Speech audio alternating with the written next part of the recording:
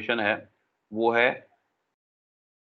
Change in rate of tax. मतलब क्या होता है, काफी बार ऐसा भी होता है कि किसी गुड्स पे पहले अलग रेट ऑफ जीएसटी एप्लीकेबल था और बाद में अलग रेट ऑफ जीएसटी एप्लीकेबल हो रहा है। काफी बार जीएसटी के रेट्स भी चेंज हो जाते हैं। जैसे कि रिसेंट एग्जांपल अगर हम लोग देखें तो पहले मोबाइल फोन्स जो थे, मोबाइल फोन्स उनका पहले रेट ऑफ जीएसटी जो था वो 12% था, और बाद में वो बढ़ के अब वो बढ़ के 18% हो गया है। ठीक है, चेंज हो गया। मतलब ऐसा भी होता है काफी बारी, चीजों के ऊपर, कमोडिटीज के ऊपर, गुड्स के ऊपर, सर्विसेज के ऊपर रेट ऑफ जीएसटी चेंज हो जाता है। तो जब रेट ऑफ टैक्स चेंज होता है और हमारा ट्रांजैक्शन इन बिटवीन था, मतलब फॉर एग्जांपल अगर ये रेट ऑफ आज है 26 अक्टूबर, और आज जो है वो टैक्स चेंज हो गया, टैक्स का रेट जो है चेंज हो गया, और हमने क्या किया था, सर्विस प्रोवाइड की थी 25 अक्टूबर को, और हमको पेमेंट आया 27 अक्टूबर को। तो और उस दौरान, before the transaction was completed properly, rate of tax change हो गया बीच में ही 26 तारीख को। 25 तारीख को सर्विस दिया, 27 तारीख को पेमेंट आया, और बीच में 26 तारीख को रेट ऑफ टैक्स चेंज हो गया। तो इन दैट केस हम लोग को, हमारे लिए एक और डिलेमा ये आ जाता है कि सिर्फ हमको टाइम ऑफ सप्लाई नहीं चेक कैलकुलेट करना है, पता करना है, हम लोग को ये भी पता करना है कि रेट ऑफ टैक्स क्या आएगा, कि भाई पुराना वाला रेट लगेगा कि नया वाला रेट लगेगा। मतलब अब तक क्या था, हम लोग को एक ही प्रॉब्लम होता था कि भाई टाइम ऑफ सप्लाई डिसाइड करना was an issue for us, और अभी क्या है, हम लोगों के लिए रेट भी डिसाइड करना एक इशू हो गया है कि हम पुराने रेट के हिसाब से उसको रिकॉर्ड करें कि नए रेट के हिसाब से उसको रिकॉर्ड करें। तो इस वाले प्रोविजन में हम लोग दोनों ही सीखने वाले हैं कि टाइम ऑफ सप्लाई क्या होगा, साथ साथ में उस पे रेट कौन सा एप्लीकेबल होगा, नया रेट होगा कि पुराना रेट होगा।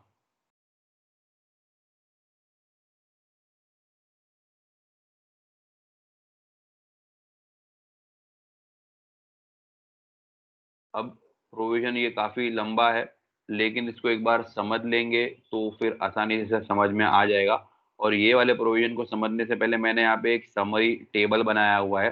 तो टाइम ऑफ सप्लाई वाला पार्ट बाद में करेंगे, पहले हम लोग रेट ऑफ टैक्स वाला बात करते हैं कि कब नया रेट एप्लीकेबल होगा और कब पुराना रेट एप्लीकेबल होगा। तो यहाँ पे मैंने 6 अलग अलग सिचुएशंस इस टेबल में कंसिडर किए हैं, और उन सारी सिचुएशंस में कब कौन सा वाला रेट एप्लीकेबल होगा वो हमको सीखना है, समझना है। जैसे पहला वाला जो सिचुएशन है, यहाँ पर आप देखेंगे कि, और मैंने सिचुएशन में क्या है, मैंने 3 इवेंट्स कंसिडर किए हैं। एक है सप्लाई कब कंप्लीट हुआ है, इनवॉइस कब इशू हुआ है, पेमेंट कब मिला है। ये 3 इवेंट्स है, आपको इन तीनों इवेंट्स को देखना है कि कौन सा इवेंट कब हुआ है। उसके बेसिस पे हम लोग ये डिसाइड करेंगे कि रेट कौन सा एप्लीकेबल होगा, नया कि पुराना। ठीक है, जैसे पहला वाला, पहले हम लोग ये देखेंगे कि यस और नो का मतलब क्या है, कि supply is completed before the change in rate of tax. Yes, यानी कि रेट चेंज होने के पहले ही गुड्स सप्लाई हो चुका था। इनवॉइस जो है issued before the rate of tax. No, यानी कि इनवॉइस जो है वो रेट चेंज होने के पहले इशू नहीं हुआ था, इनवॉइस जो है वो रेट चेंज होने के बाद में इशू हुआ है। पेमेंट भी रेट चेंज होने के बाद में हुआ है। यानी कि 3 इवेंट में से 2 इवेंट जो है वो रेट ऑफ टैक्स चेंज होने के बाद हुए हैं, और एक event rate of tax change होने के पहले हो चुका था। तो उस वाले केस में हमको नया वाला रेट कंसिडर करना है फॉर जीएसटी कैलकुलेशन। यानी कि आपको, अगर मैं सिंपल वर्ड्स में समझाऊं तो हर सिचुएशन में इन 3 इवेंट्स को देखना है। अगर मेजॉरिटी पहले हुई है तो पुराना रेट एप्लीकेबल होगा, और तीनों में से अगर कोई भी 2 चीज यानी कि मेजॉरिटी बाद में हुआ है तो नया वाला रेट एप्लीकेबल होगा। जैसे इस वाले केस में आप देख सकते हैं कि सर्विस पहले दे दी गई थी या फिर गुड्स पहले सप्लाई कर दिया गया था, बट इनवॉइस और पेमेंट बाद में आया था रेट चेंज होने के बाद में, तो फिर नया वाला रेट एप्लीकेबल हो गया। अब इस वाले केस में गुड सप्लाई रेट चेंज होने के पहले कर दिया गया था, इनवॉइस भी इशू रेट चेंज होने के पहले कर दिया गया था, सिर्फ पेमेंट जो है वो रेट चेंज होने के बाद में आया था। तो 2 चीजें पहले है, तो उस केस में आपका ओल्ड रेट ही एप्लीकेबल होगा।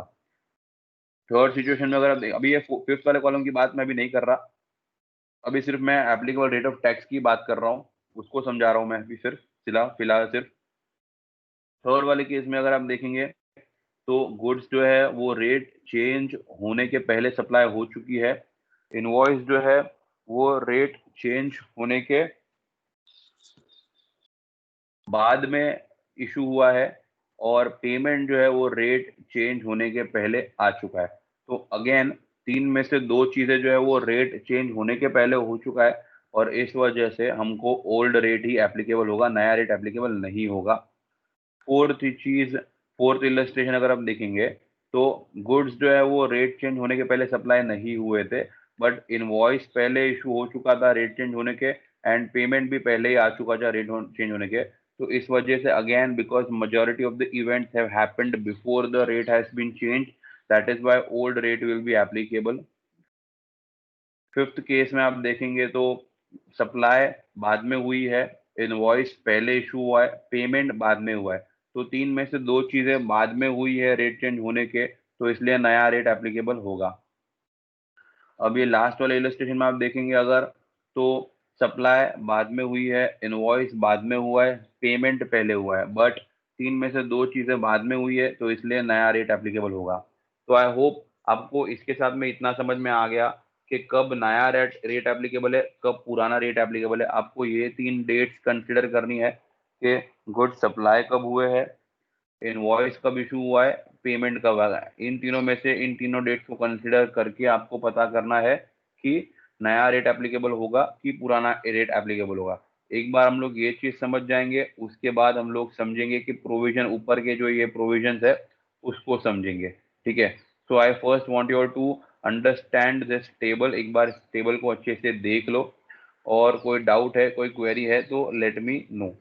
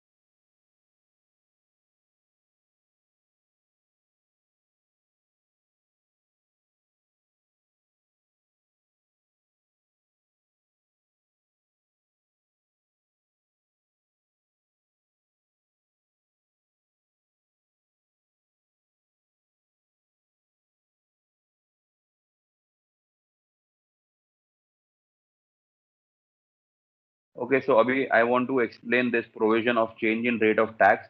अब ये change in rate of tax वाला प्रोविजन जो है वो काफ़ी बड़ा है, तो इसको समझाने में भी मेरे को टाइम लगेगा।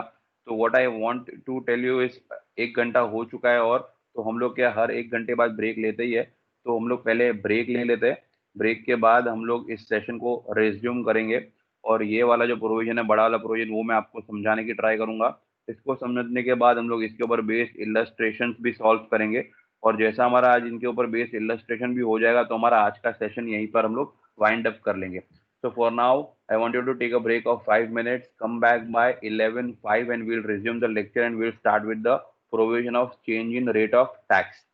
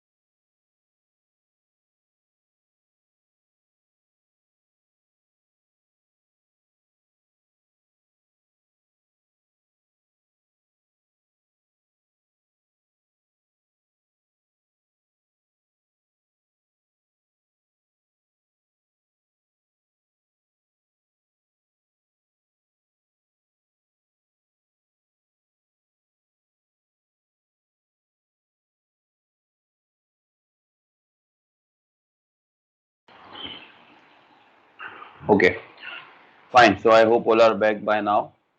अब आज ये नया प्रोविजन हम लोग देखेंगे अभी, change in rate of tax, यानी कि जब जीएसटी का रेट बीच में in mid of the transaction change हो जाता है तो हम लोग को कौन सा रेट एप्लीकेबल होगा and at the same time time of supply क्या कंसिडर किया जाएगा।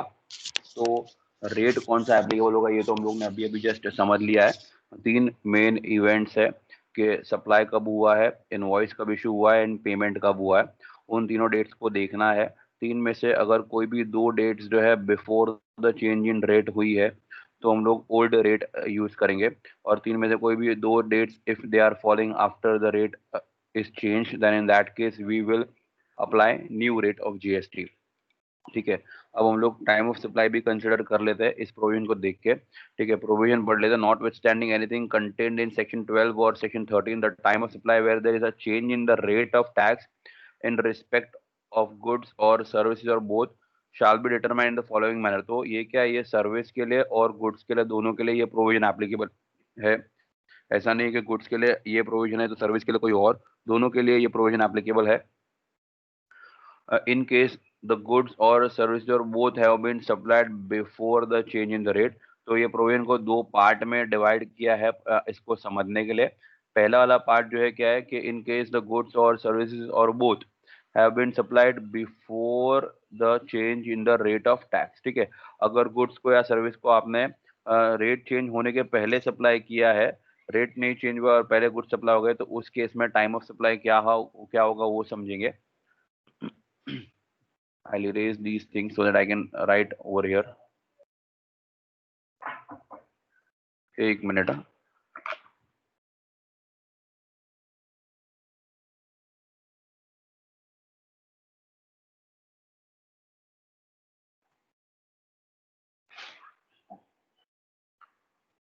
ओके, सो ये वाला जो प्रोविजन है, पहले वाले पार्ट को पढ़ते हैं हम लोग। फर्स्ट वाले पार्ट में क्या है, इन केस ऑफ गुड्स और सर्विसेज और both have been supplied before the change in rate of tax. तो वहां पर तीन चीजें हैं। पहला, where the invoice for the same has been issued and the payment is also received after the change in the rate of tax, the time of supply shall be the date of receipt of payment or the date of issue whichever is earlier। मतलब यहाँ पे क्या बोला है where the invoice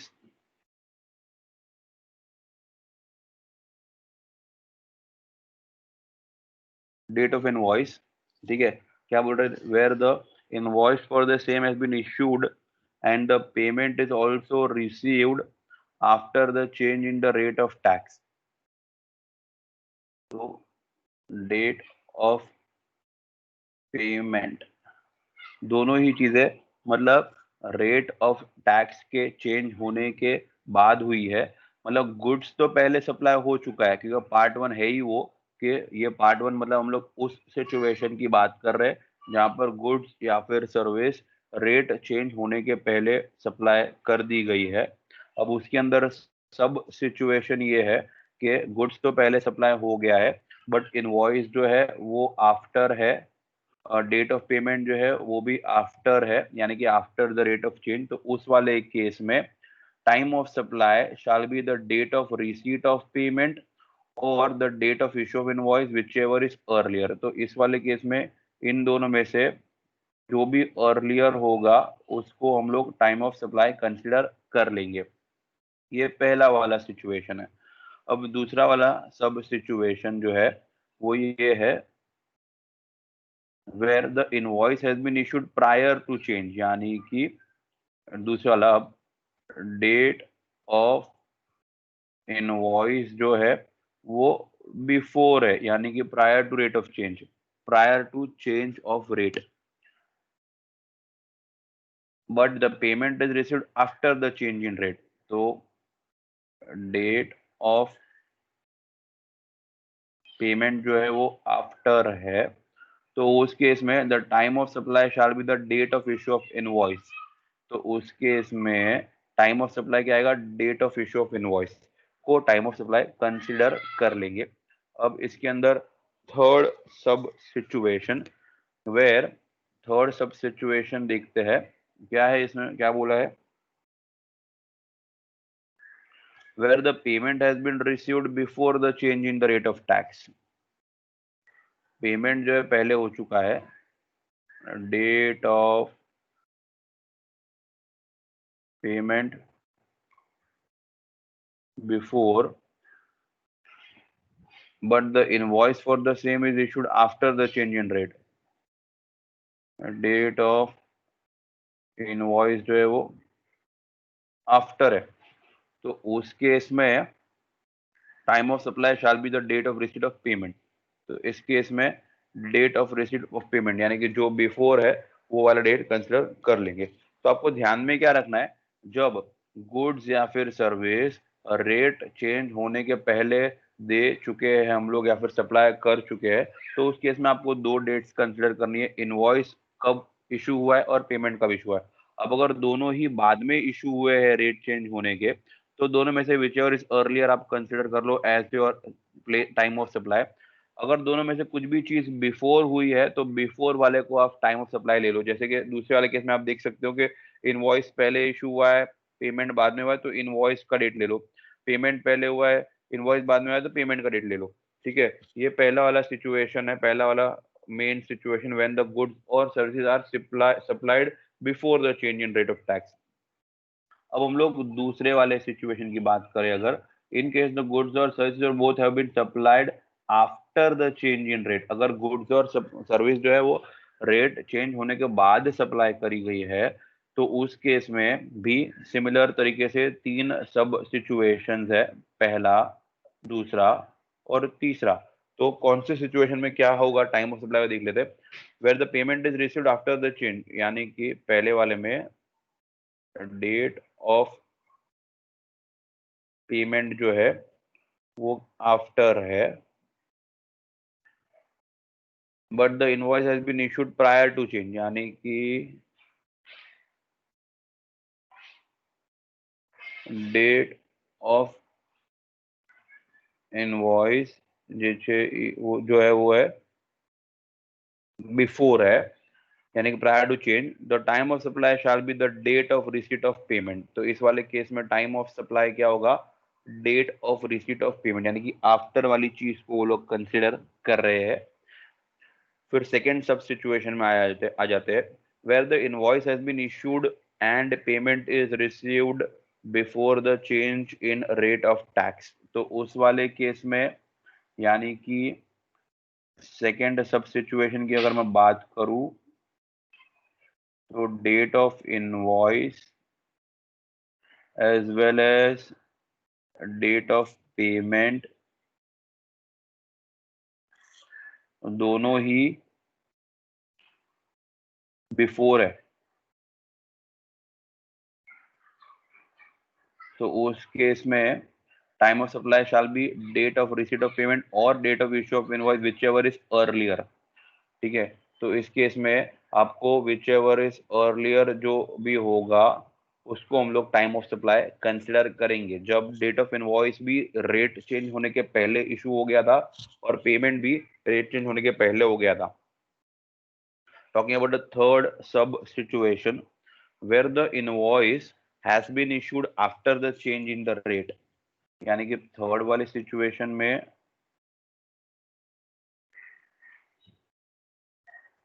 date of invoice जो है वो after है, but the payment is received before,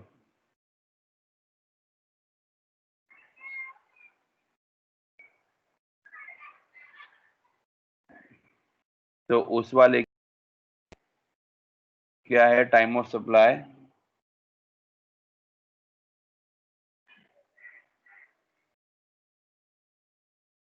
time of supply shall be date of issue of invoice, यानी कि इनवॉइस डेट को आपको टाइम ऑफ सप्लाई कंसिडर कर लेना है।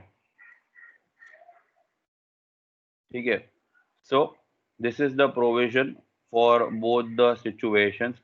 आई want you all to note this down, आप अपने बुक में लिख लो इनको, कि मैंने सिंपल वर्ड्स में लिखवा दिया यहाँ पे।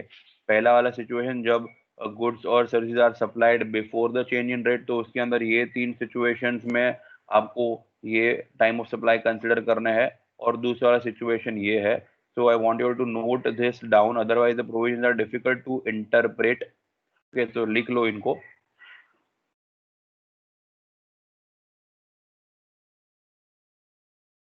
able to find out time of supply, ठीक है। now taking our first illustration, पहला वाला illustration लेते हैं। अब हम लोग को, जब हम लोग illustration लेंगे, हम लोग को चीजें क्लियर हो जाएंगी और ज़्यादा क्लैरिटी आएगा कि कैसे ये प्रोविजन काम कर रहा है, ठीक है। फिलहाल जो हम लोग कर रहे हैं वो है, we are now going to identify time of supply as well as rate of tax in cases where there is change in rate of tax, ठीक है। पहला वाला illustration, rate of GST on supply of service made on or after January 1, 2019 increases from say 18% to 20%. Then the tax to be applied on supplies will be as under. Okay, I guess ये वाला illustration मैंने first direct second illustration पढ़ने लग गया। First illustration ये है, इसको पहले पढ़ना है। Mister x has supplied goods to Mr. Y on 28th of July 2019, ठीक है। तो एक्स ने वाई को गुड्स सप्लाई किए 28 जुलाई को। GST rate on goods is changed from 12% to 5% with effect from 1st January 2020, ठीक है। तो रेट तो 1st January 2020 को चेंज हुआ है। Mister x issued invoice on 28th of August 2019, payment आया है बैंक अकाउंट में 30th of December 2019 को। तो हम लोग को दोनों ही चीजें उनको बतानी है, what is the time of supply in the cases, in this case, and effective rate of GST. तो कौन सा रेट, नया रेट लगेगा, पुराना रेट लगेगा, वो भी बताना है, और टाइम ऑफ सप्लाई भी बताना है। Can anybody answer?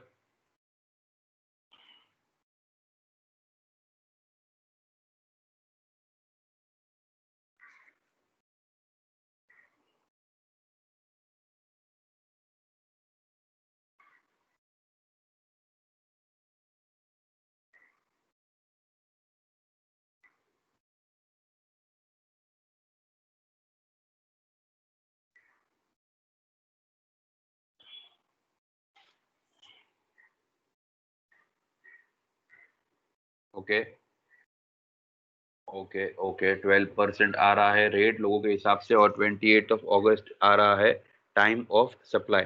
Fine, let us see whether the answers are correct और no.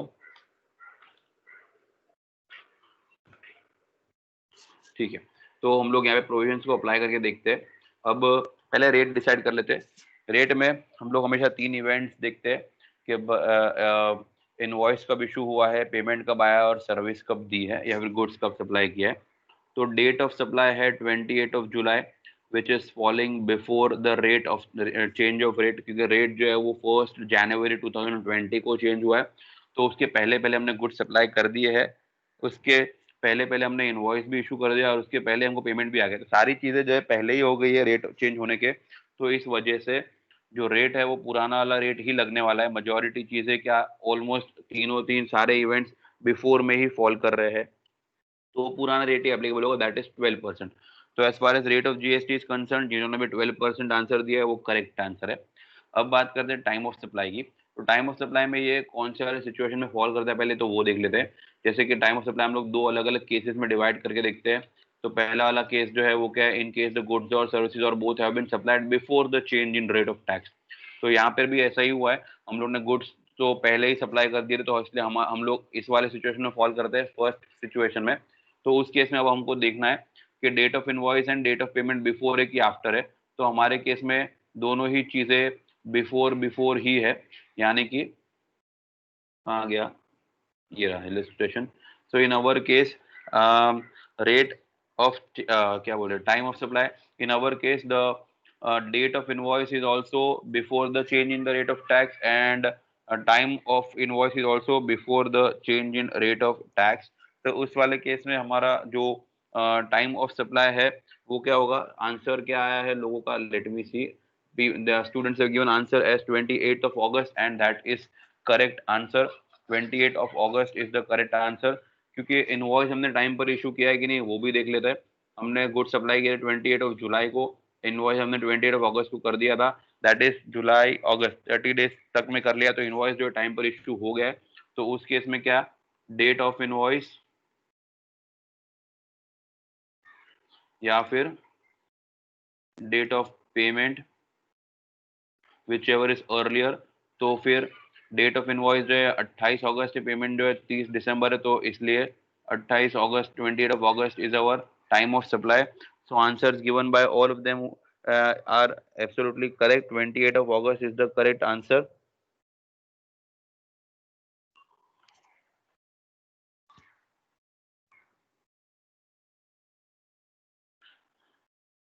So we have solved the first illustration as well.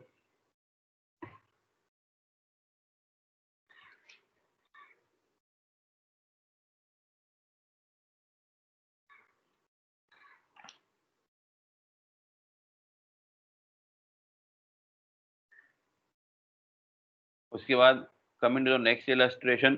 अभी ये सेकेंड वाला इलस्ट्रेशन जो है वो मिस टाइप हो गया है, तो इसको हम लोग अभी इग्नोर कर रहे हैं अभी के लिए, इसको बाद में डिस्कस करेंगे.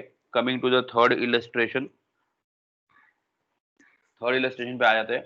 X private limited engaged in providing taxable service by way of training and coaching activities in relation of information.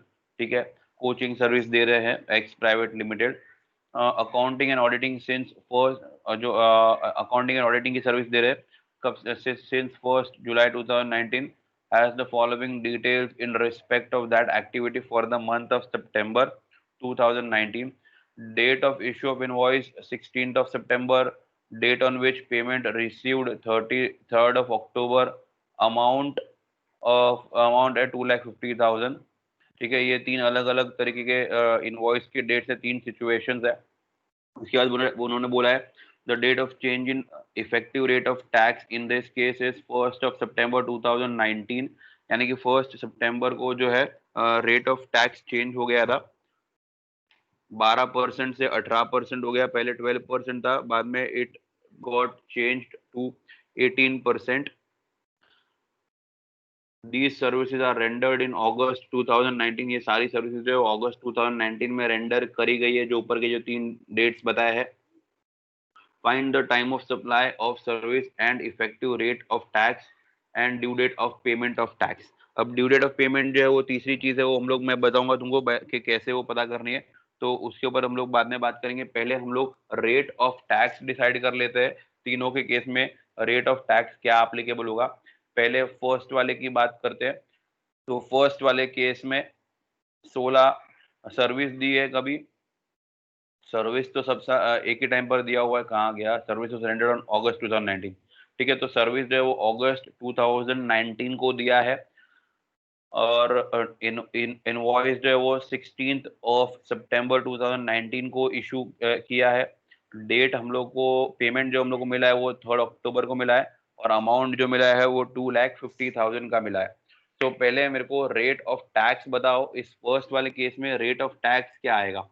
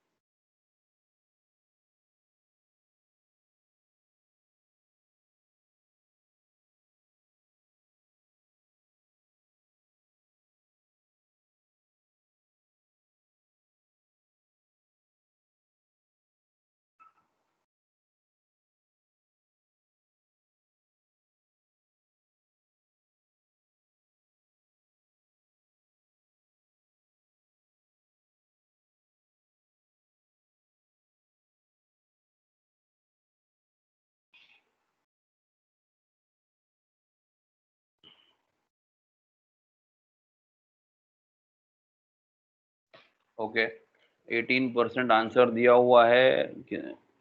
कोई 18% आंसर बता रहा है, कोई 12% आंसर बता रहा है. सबके आंसर्स अलग अलग आ रहे हैं. और time of supply 16th of सितंबर बता रहे हैं. ठीक है, let us see whether it is correct answer और नॉट अप्लाइंग द प्रोविजंस. तो अगर talking about the first situation, date of issue of invoice है 16th ऑफ सितंबर 2019. हम लोग को पहले ये चेक करना है कि हम लोगों का जो ये इस वाले प्रोविजन में कौन से पार्ट में we are following, first part में या सेकेंड पार्ट में, our service the rate of tax is changed from 1st of September and the services have been given in the month of August। यानी कि हम लोग first वाली category में fall कर रहे हैं, ये वाली कैटेगरी में जहां पर लिखा हुआ है कि गुड्स और services have been supplied before the change in rate, तो हम लोग इस वाली कैटेगरी में फॉल कर रहे हैं। अब यहाँ पर एक एक करके हम लोग सिचुएशन रेफर करते।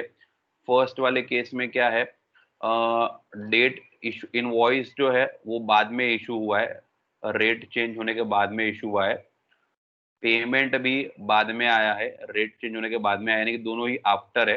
तो अगर दोनों आफ्टर रहा तो क्या होगा देख लेते हैं। यहाँ पर ये वाला सिचुएशन है, डेट ऑफ इनवॉइस भी आफ्टर है, डेट ऑफ पेमेंट भी आफ्टर है, तो इस केस में दोनों में से विच एवर इज अर्लियर को हम लोग कंसिडर करेंगे as our time of supply, तो that only we will apply over here. तो इन दोनों में से विच एवर इज अर्लियर, यानी कि 16th of September will be our time of supply for first situation। और लोगों ने क्या आंसर दिए है, करेक्ट है, 16 सितंबर ही आंसर दिए है सब लोगों ने, तो आंसर इज एब्सोल्युटली करेक्ट। अच्छा, रेट ऑफ टैक्स के बारे में तो बताना ही भूल गया। रेट ऑफ टैक्स के लिए हम लोग तीन इवेंट कंसीडर करते हैं कि इनवॉइस कब इशू हुआ है, पेमेंट कब आया है और सर्विस कब दी है। तो सर्विस अगस्त में दी है, दैट इज बिफोर, बट बाकी की दोनों चीजें जो है आफ्टर है, रेट चेंज होने के बाद। तो मेजोरिटी चीजें आफ्टर है, तो रेट ऑफ टैक्स क्या आएगा, 18% आएगा।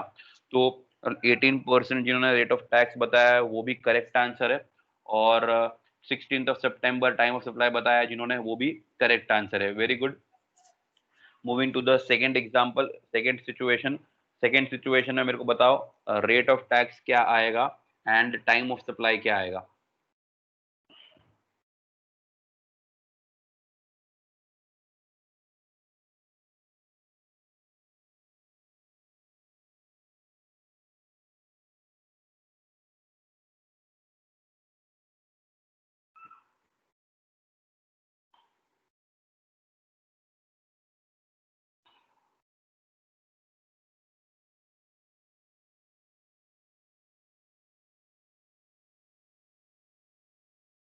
रेट तो अभी भी 18% ही आएगा, विच इज क्वाइट ऑब्वियस, क्योंकि बाकी की दोनों चीजें जो है इनवॉइस और पेमेंट वो बाद में ही हुई है, तो पुराना रेट नहीं अप्लीकेबल होगा, नया रेट ही अप्लीकेबल होगा।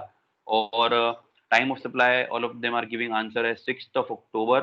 Late us see whether the answer is correct और not applying the provisions.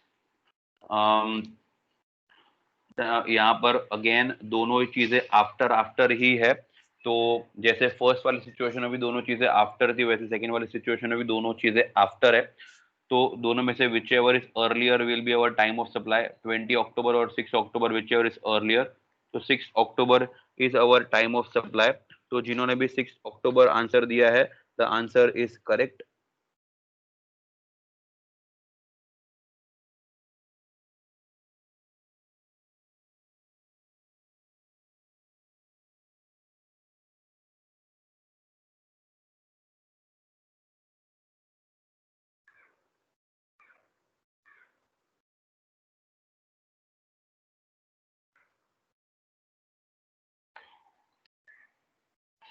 Now third situation पे आ जाते हैं, जो थर्ड वाला सिचुएशन है।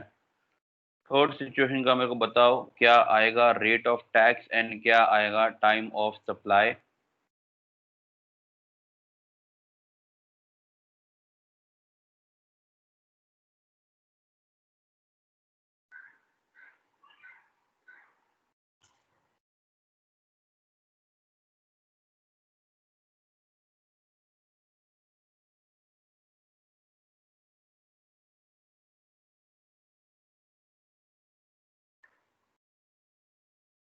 रेट ऑफ टैक्स जो है वो 1 सितंबर से चेंज हो चुका है, और ये दोनों इवेंट्स जो है वो आफ्टर 1 सितंबर फॉल कर रहे हैं। तो अगेन नया वाला ही रेट एप्लीकेबल होगा, नहीं रेट ऑफ टैक्स तो 18% ही एप्लीकेबल होगा। और अभी भी दोनों केस में दोनों आफ्टर आफ्टर है, तो दोनों में से विच एवर इज अर्लियर, यानी कि 30th of September will be your time of supply.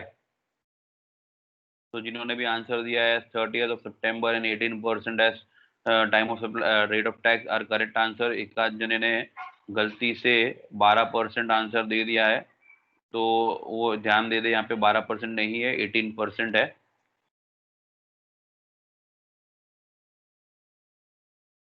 अब ड्यू डेट की बात करते हैं। यहाँ पे उन्होंने एक और चीज भी पूछी थी कि ड्यू डेट क्या है, what is the due date of payment of tax. तो ड्यू डेट का ऐसा होता है कि जो भी मंथ में वो सर्विस फॉल करती है, हम लोग ने जो भी टाइम ऑफ सप्लाई डिसाइड किया होता है, उसके बाद के मंथ के 20th तक में हमको उसको पे कर देना होता है। यानी कि फॉर एग्जाम्पल, अगर नाउ वी हैव डिसाइडेड ये वाला सर्विस जो है सितंबर मंथ में अकाउंट किया जाएगा, तो इसका जो जीएसटी है वो हम लोगों को नेक्स्ट मंथ के 20th तक में, यानी कि 20th ऑफ अक्टूबर तक में पे कर देना होगा।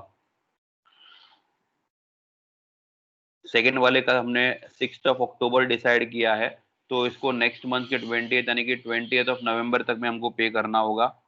इस वाले का 30th ऑफ सितंबर डिसाइड हुआ है, तो नेक्स्ट मंथ का 20th यानी कि 20th ऑफ अक्टूबर तक में इसको पे कर देना होगा। तो ये है respective due dates. Due dates क्या होता है, जिस मंथ में भी आपने टाइम ऑफ सप्लाई कंसिडर किया है ना, उसके अगले महीने के 20th तक में आपको जीएसटी पे कर देना होता है। This is the due date of paying GST for your previous month.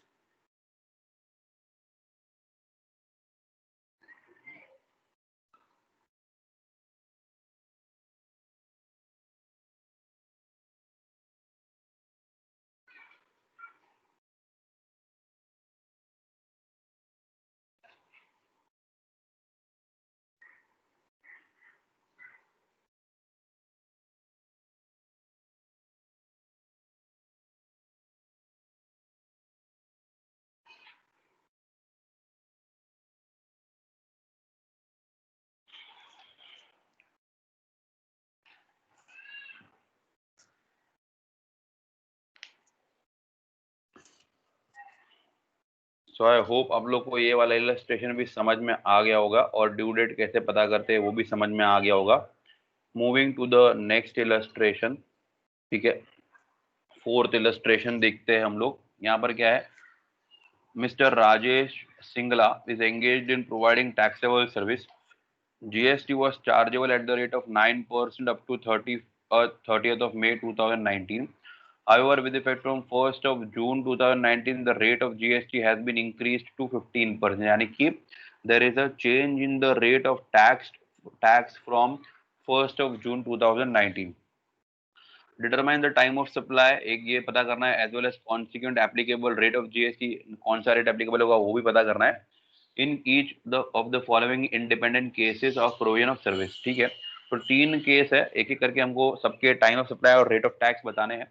पहले वाले केस में date of provision of service है 25 मई 2019, इनवॉइस इशू हुआ है 30 जून को और पेमेंट आया 9 जून को। तो पहले आप मेरे को बताएंगे कि यहाँ पे रेट कौन सा एप्लीकेबल होगा, और उसके बाद हम लोग बताएंगे टाइम ऑफ सप्लाई। तो पहले वाले केस में मेरे को बताओ, what will be the applicable rate of tax. पुराना रेट जो था वो 9% था, नया रेट जो है वो 15% है, और रेट जो है 1 जून से चेंज हुआ है।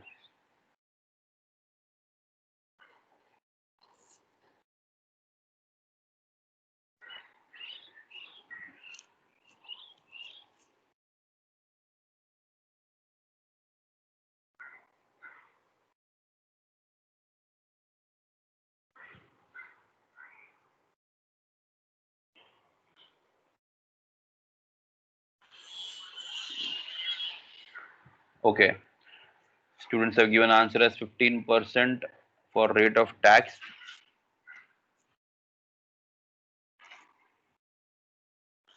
तो पहले देख लेते हैं, 3 इवेंट हम लोग देखते हैं हमेशा रेट ऑफ टैक्स डिसाइड करने के लिए, provision date, issue date and payment date. तो 3 में से अगर दो, कोई भी 2 डेट जो है वो रेट चेंज होने के बाद की होती है तो नया रेट लेते हैं, अदरवाइज पुराना रेट लेते हैं। रेट जो है 1 जून को चेंज हो चुका था, और यहाँ पर आप देख सकते हैं कि डेट ऑफ इनवॉइस जो है 1 जून के बाद की है, डेट ऑफ पेमेंट भी 1 जून के बाद की है, तो obviously new rate will be applicable, that is 15%। तो जिन्होंने भी रेट ऑफ टैक्स में आंसर 15% दिया है वो करेक्ट आंसर है। बात करते हैं टाइम ऑफ सप्लाई की, तो उसके अंदर हमको देखना है ये सर्विस पहले रेट चेंज होने के पहले दिए के बाद में दी है।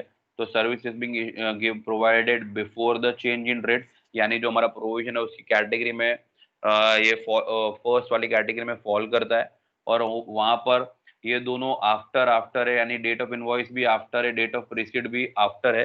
तो इस केस में जब दोनों ही चीजें आफ्टर होती है तो हम लोग उसमें से whichever is earlier consider करते हैं, यानी कि 3rd of June will be our time of supply, if I am not wrong.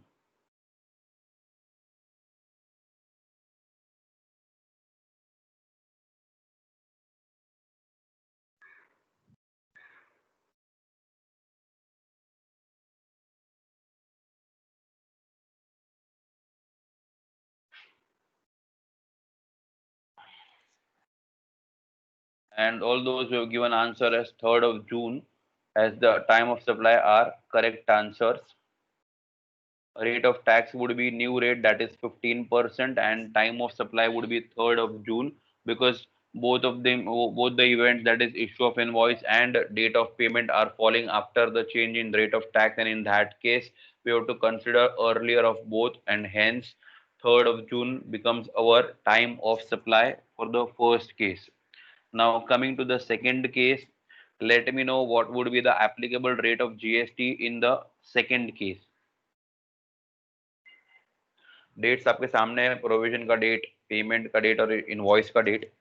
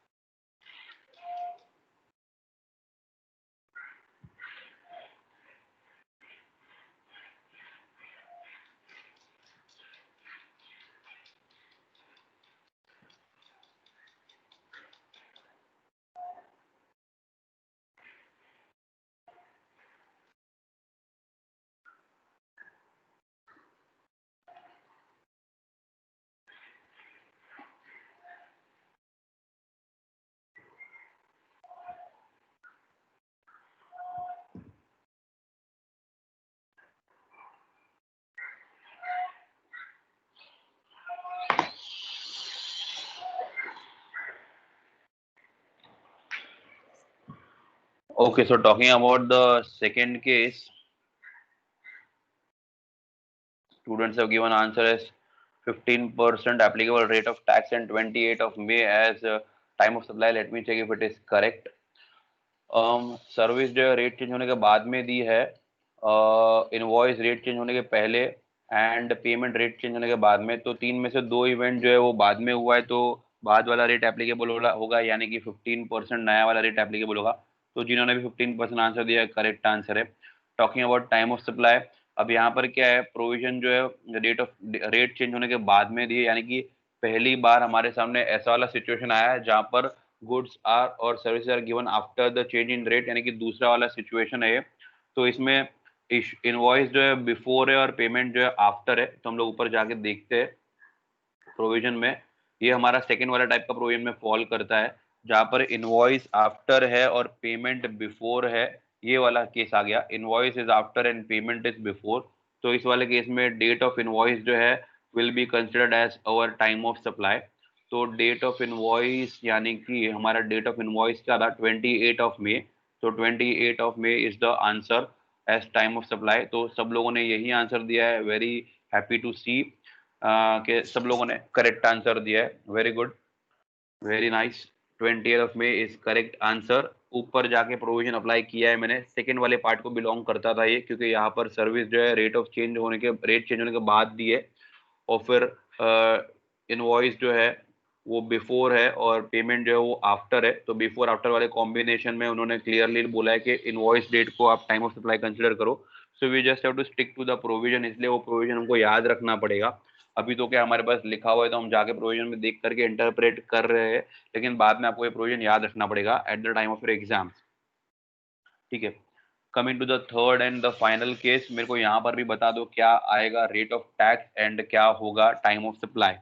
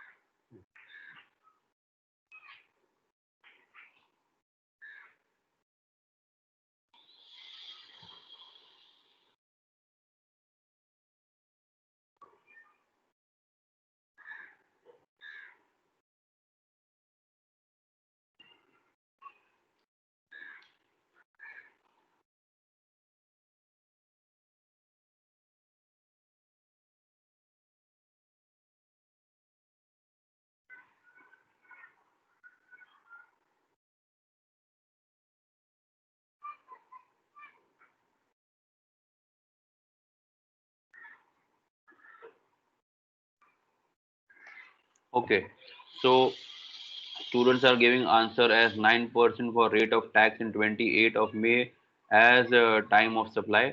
Let us see whether the answers are correct or no. Talking about the rate, first we'll have to see the 3 events. अब इसमें से date of provision जो है वो rate change होने के पहले fall कर रहा है, फाइन. डेट ऑफ इनवॉइस भी रेट चेंज होने के पहले ही है, तो ये भी बिफोर है, ये भी बिफोर है और ये आफ्टर है. तो जब तीन में से दो चीजें बिफोर है तो हम लोग ओल्ड रेट अप्लाई करते हैं, यानी कि ओल्ड रेट दैट इज 9%. तो करेक्ट है, जिन्होंने भी 9% रेट बोला है वो सही आंसर है. अब टाइम ऑफ सप्लाई की बात करते हैं, तो यहाँ पर सर्विस जो है रेट चेंज होने के पहले दी गई, यानी कि फिर से फर्स्ट वाली कैटेगरी को फॉल करेगा. और उसमें से इनवॉइस बिफोर है और डेट ऑफ पेमेंट आफ्टर है, तो हम प्रोविजन में जाके देख लेते हैं कि इनवॉइस बिफोर और पेमेंट आफ्टर होगा तो क्या होगा. फर्स्ट कैटेगरी में invoice before and payment after ये रहा, तो इस वाले केस में डेट ऑफ इनवॉइस कंसिडर किया जाएगा एज टाइम ऑफ सप्लाई, जो कि है 28 ऑफ मे. तो यही आंसर भी दिया है आप लोगों ने, तो एकदम करेक्ट आंसर है. 28 of May is the time of supply which is very correct. ठीक है, so this is what I wanted to discuss and इस चैप्टर में इतना ही था. With this we have completed the chapter of time of supply. We have discussed all the provision of this chapter: time of supply of goods, time of supply of service, time of supply in case of continuous supply of goods, continuous supply of service, reverse charge mechanism, सारे ही provisions हमने cover कर लिए है. time of supply in case of change in rate of tax, जो कि अभी अभी recently किया, और हमने हर तरीके के प्रोविजंस के ऊपर सफिशिएंट नंबर ऑफ इलस्ट्रेशंस भी सॉल्व किए हैं उसको क्लियरली समझने के लिए. तो आई रियली रियली होप कि अब आप लोग को ये समझ में आ गया है प्रोविजंस जो भी मैंने डिस्कस किए हैं. Just you need to remember the provisions और प्रैक्टिस, और ज़्यादा से ज़्यादा प्रैक्टिस करना होगा आप लोगों को to get more comfortable with the subject. And with this we have completed the chapter of time of supply. And अगले सेशन में हम लोग नया चैप्टर स्टार्ट करेंगे जिसका नाम है nature and place of supply. तो वो भी एक प्रैक्टिकल चैप्टर है, वहां पर भी आपको अलग अलग प्रोविजंस पढ़ने होंगे. प्रोविजंस के बेसिस पे we will have to decide कि पर्टिकुलर ट्रांजैक्शन कौन से प्लेस में फॉल करता है, कौन से स्टेट को बिलोंग करता है, ताकि उससे मिला हुआ जीएसटी जो है वो कौन से स्टेट की गवर्नमेंट को मिलेगा. वो सब हम कुछ अगले लेक्चर में करेंगे. अभी इस लेक्चर में नया चैप्टर स्टार्ट करने का टाइम नहीं है हमारे पास. So it is better we wind up here, we stop the session here only. अगर मीनवाइल किसी को कोई डाउट है तो just let me know. I'll solve all the doubts or queries if any from your side. Please let me know.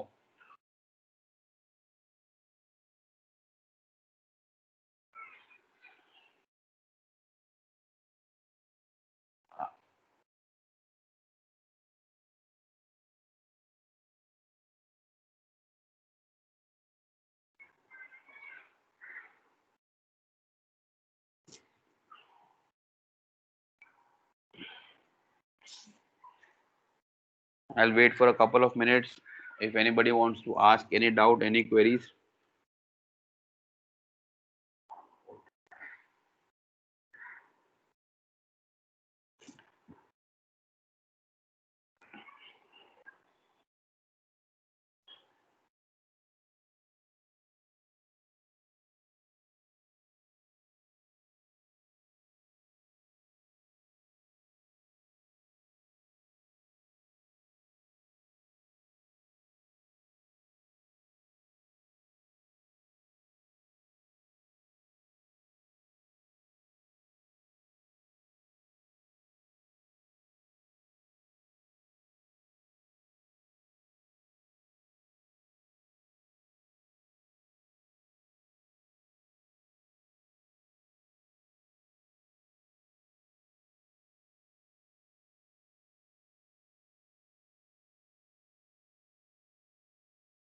Yes, Manan Prakashan का text book you all can refer. मैं भी उसी टेक्स्ट बुक को बेस लेके पढ़ा रहा हूँ और उसमें इलस्ट्रेशंस भी ज़्यादा है, तो आप उसके टेक्स्ट बुक को कंसिडर कर सकते हैं. प्रैक्टिस पर्पस के लिए टेक्स्ट बुक खरीद लो तो और ज़्यादा इलस्ट्रेशन आप वहाँ से डिस्कस कर लेंगे. लेक्चर में क्या है, मैं सारे इलस्ट्रेशन नहीं डिस्कस कर पाता हूँ due to constraint in time. But अगर आप टेक्स्ट बुक ले लेंगे तो अच्छा होगा, तो आप उसमें से और ज़्यादा इलस्ट्रेशन भी प्रैक्टिस कर पाएंगे। टेक्स्ट बुक के पीछे काफ़ी सारे अनसॉल्व इलस्ट्रेशन भी है और ज़्यादा प्रैक्टिस के लिए, तो आप टेक्स्ट बुक से रेफर कर सकेंगे।